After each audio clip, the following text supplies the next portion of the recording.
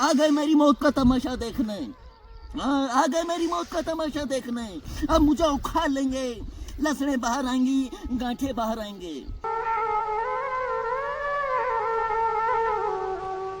फिर ये मेरा भाई मुझे मंडी ले जाएगा। कोई फर्क नहीं पड़ने वाला तुम्हारी जिंदगी में, कोई फर्क नहीं पड़ने वाला। ये तुम्हारी 10-10, 15-15 बीघा लहसुन लगाने की आदत एक दिन 2-3 बीघा बिकवा के रहेगी। बेचो बेचो बेचो। खर्चा करने की आदत पड़ी हुई है तुम लोगों को, लहसुन लगाने की आदत पड़ी हुई है लोगों को, पाणत करने की आदत पड़ी हुई है तुम लोगों को। करो करो। पहले कचरूबा के वहां पाणत की, फिर रामचंद्रदा के यहाँ।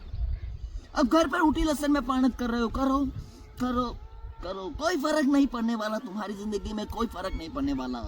यह पड़ोसी न तो अपने खेत में गेहूं चढ़ा नहीं लगा सकता, ये ऊटी लहसुन लगाने के सपने देखता है।